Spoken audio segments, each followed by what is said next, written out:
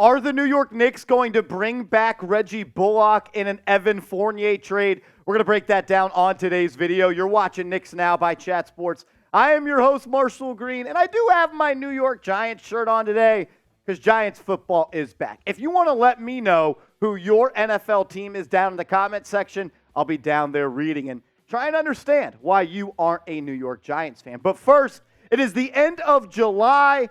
It's the end of July. It means August is right around the corner. And we are in a July subscriber battle with some rival NBA channels here at Chat Sports. It's Knicks Now versus 76ers Now and the Miami Heat Report. And we've got a decent lead right now on the 76ers channel, but we are losing to the Miami Heat Report. And that pisses me off. One, because I hate the Heat. And two, Nick Roloff, producer Rolly, is the host of that channel. And he's been talking big smack. So if you want Knicks videos every single day and you hate the Miami Heat, hit that subscribe button right now and help us catch up to the Heat Report.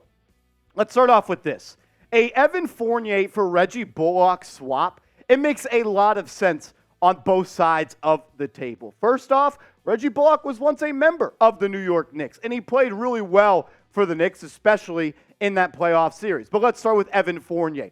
Fournier is good friends with Victor Wembanyama. They both are going to be playing with the French national team. And I think having Fournier, a friend of Wembanyama, could really help him settle in not only as a member of the San Antonio Spurs, but also a rookie in this league in a country that he is new to. And Evan Fournier has talked about the idea of playing for the Spurs, and he pretty much said, that is where I want to go. Quote, I want a spot where I can have fun again, where I could be myself. Would their game be more suited to me? It's not the Spurs of 2014 anymore, but playing for Greg Popovich, learning from him, it would be a pleasure and an honor for sure. Afterward, being with Victor, looking at the upcoming Paris Olympics, being able to start that connection on the court, that would be great. So you have Fournier and Wembanyama, they're good friends. And also, Reggie Bullock is a favorite of Tom Thibodeau. Thibodeau loved Reggie Bullock. Maybe he overplayed him a little bit too much,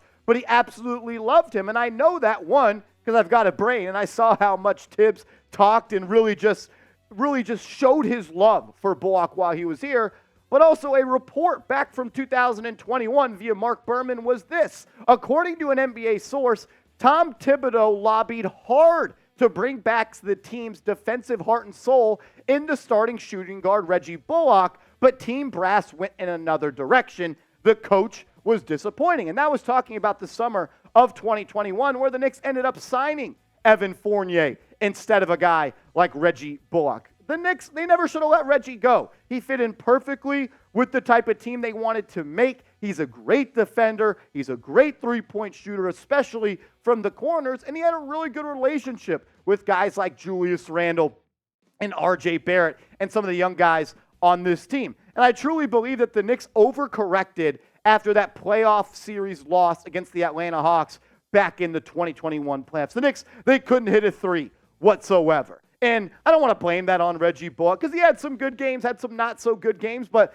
let's be honest, R.J. Barrett was terrible. Julius Randle was terrible. You had a lot of people on that team that could not knock down threes. And when your starting point guard is Elfrid Payton, you're not going to be a three-point shooting team. So the Knicks, they overcorrected. They went out and gave Evan Fournier a bag who is not a Tom Thibodeau guy. And if there's one thing I've learned from watching this team extremely close the last couple of years, if you're Cam Reddish, if you're Evan Fournier, and you're not a Tom Thibodeau guy, he's not going to play you. That is as simple as that. So I want to ask you this question before we dive deeper into today's show. And I've got a trade idea for Fournier and Bullock coming up around the horn.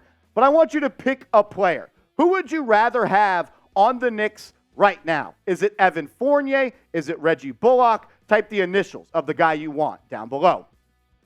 When it comes to moving on from Fournier, the three-point specialist for the New York Knicks, it gets a little bit tricky because he does have that $18 million expiring deal, and that is a valuable chip in all trade talks across the league. There are teams out there that would just accept that salary, take a pick back, get better in the long term with future draft capital while soaking up that cap space. And if the Knicks are going and planning to trade for a superstar, the $18 million from Fournier that you could include in a trade makes it easier to facilitate this type of deal. But it also is important to know that Reggie Bullock has a $10.4 million expiring contract. So you lose $8 million in expiring dollars in future trade chips if you were to make this trade, but you're also just getting a better basketball player, in my opinion, that fits the Knicks and what they want to do right now in Bullock compared to Fournier, who Fournier in his first season with the Knicks was solid. He was one of the best three-point shooters in the association, getting up almost 8 threes per night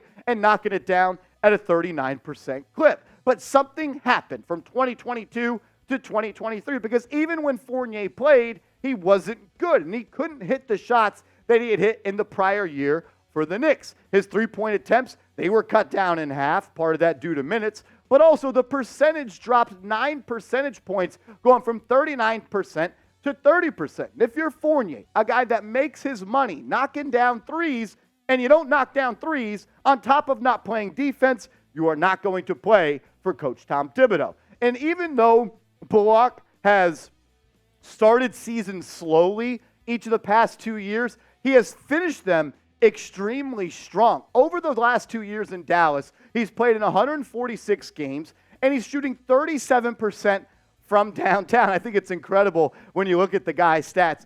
Bullock shoots 6.7 shots per game over the last 2 years.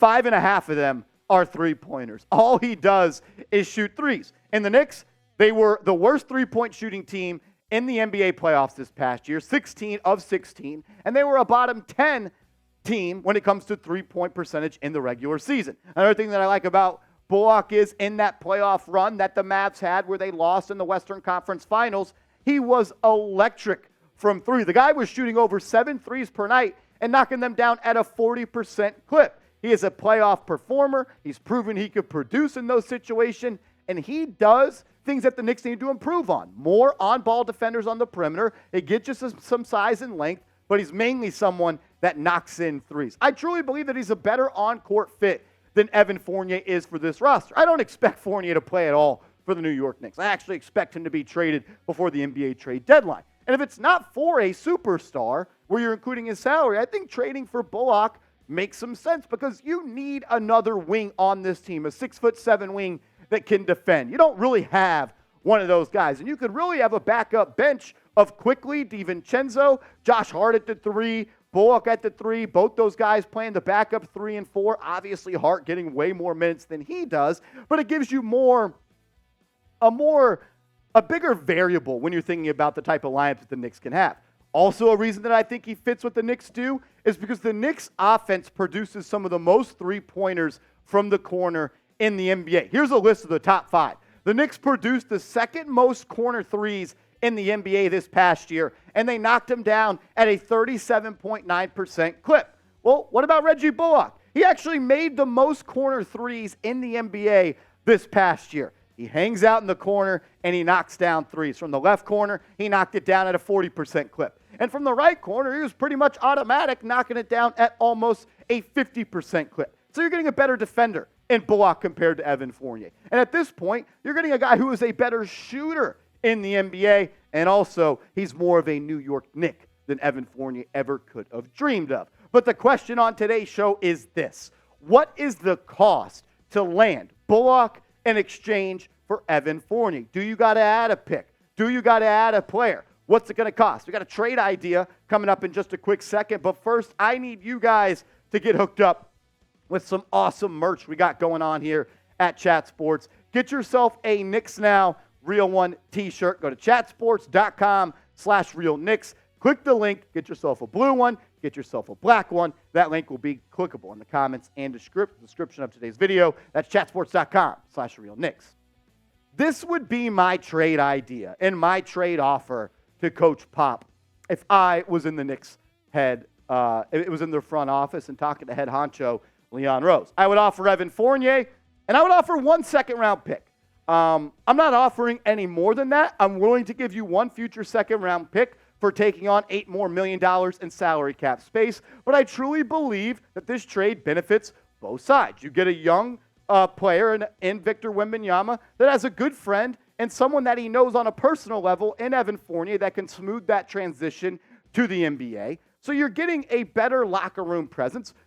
The Spurs don't even want Bullock. They accepted him in a trade with no intention of him to play. The Knicks, they get more of a defender, and they get someone that's more reliable of a player and actually wants to potentially be a New York Knicks. So I'll ask you this. Would you make this trade? If this trade was on the table where the Knicks would get Bullock and they would give up Evan Fournier and 1 second-round pick, would you do the deal? Type A for accept, type D for decline. I want to hear from you in the comment section. My take on this is this. If you can't use Evan Fournier's $18 million salary, which is an expiring contract, in a trade for a superstar or a star or a piece of using his salary as a piece in a trade for a larger salary player, if you can't do that, then I would make that move. I would honestly probably just make the move overall because you still have that $10 million in expiring money in Reggie Bullock. You lose a little bit when it comes to a trade chip, but you get a player that actually can compete and help you become a better team today. So I would trade Evan Fournier and 1 second-round pick for Reggie Bullock. Maybe you don't agree, or maybe you do agree. Well, let me know in the comment section and also on Twitter @MarshallGreen_. Shoot me a DM, and let's talk some ball over there.